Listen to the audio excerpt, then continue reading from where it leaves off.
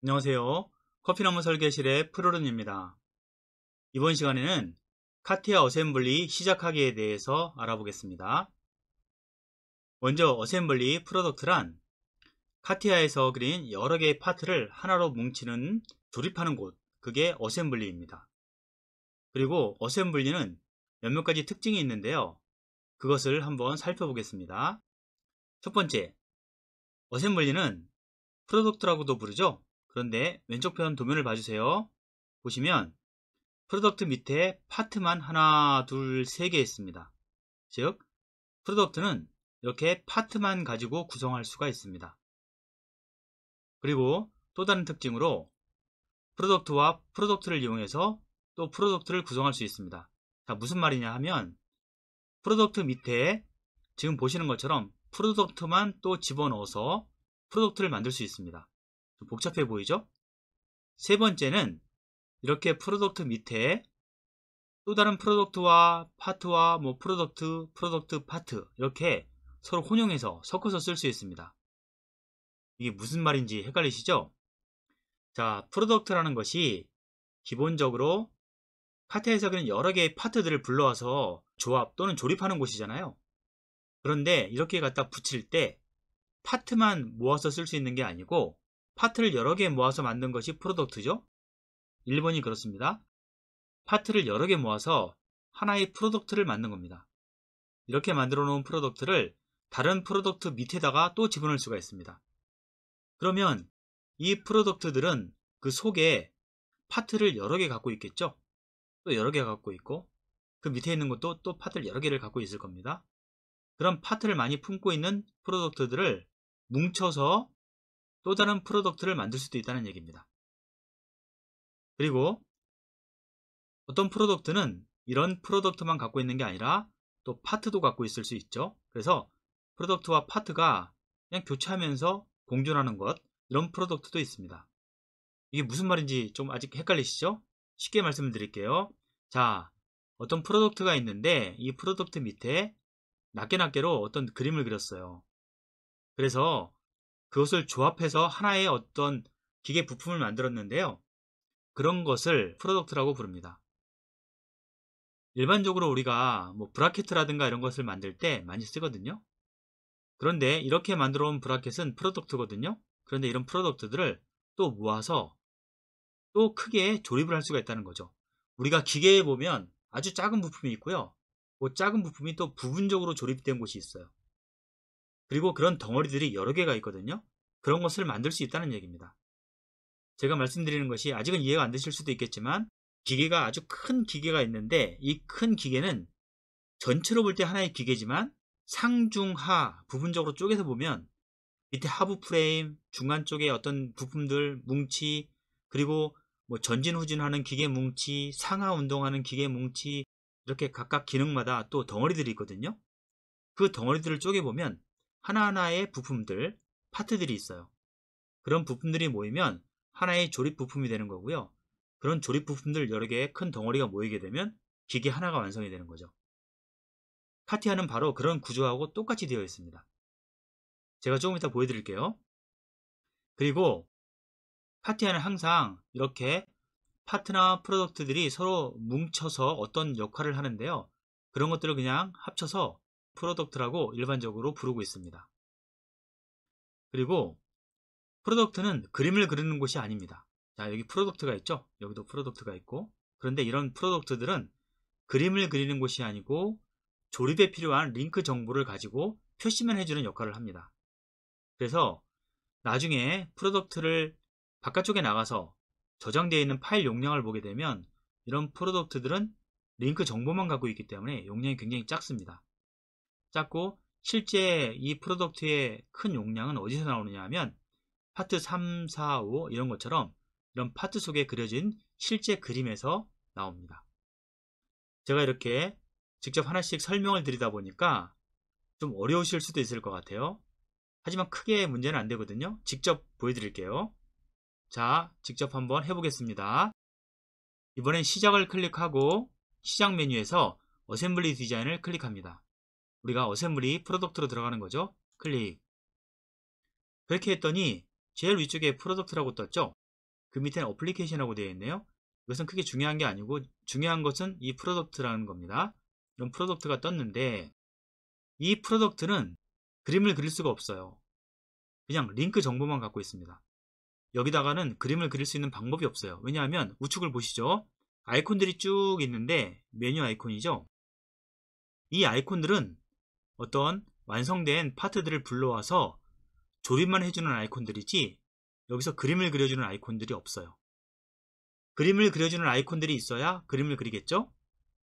그래서 이렇게 프로덕트는 그 속에다가 이런 파트들을 집어넣어야 그림을 그릴 수 있습니다. 한번 해보겠습니다. 자, 여기서 삽입 버튼을 누르고요. 새 파트 이렇게 하니까 파트가 생겼죠.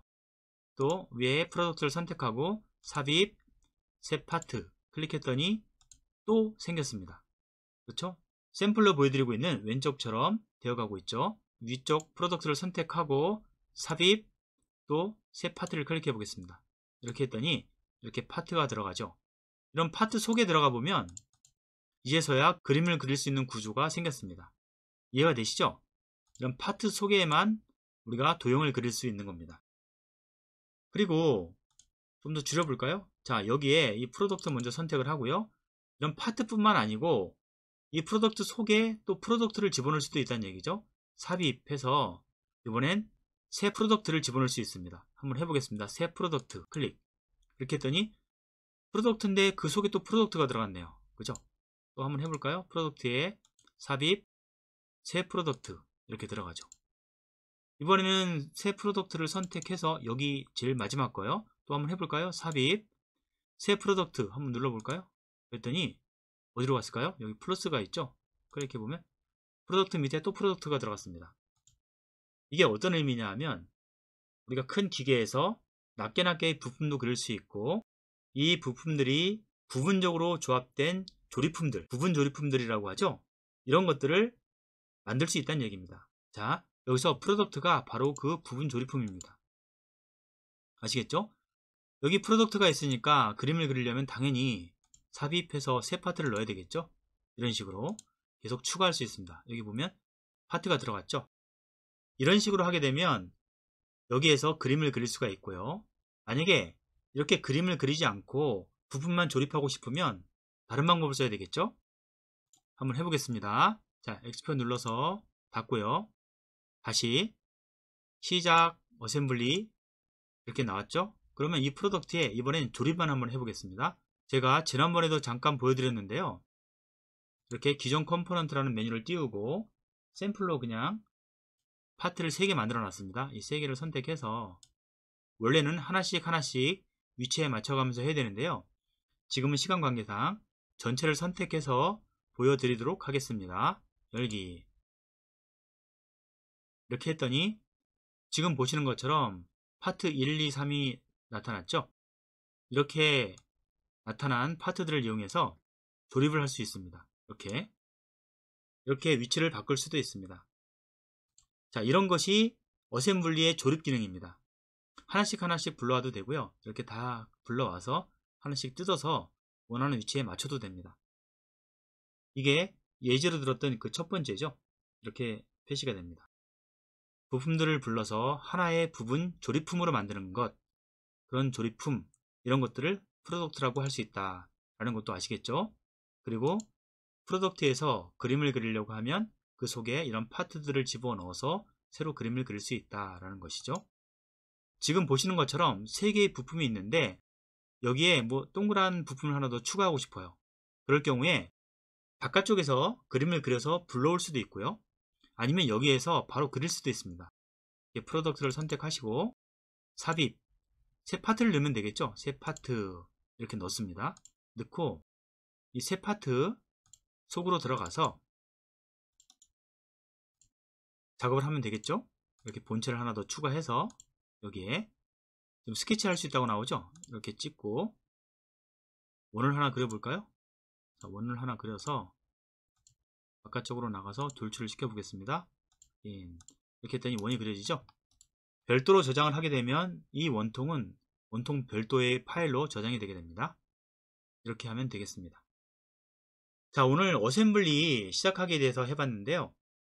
지난 시간에 이어서 프로덕트는 직접 그림을 그릴 수가 없으니까 그 속에 파트를 집어넣고 그 파트 안에서 그림을 그릴 수 있다는 것, 또 프로덕트 밑에 여러 개의 부품들을 불러와서 조립을 시키고 그렇게 해서 부분 조립품을 만들 수 있다는 것, 이런 내용들을 알 수 있었습니다.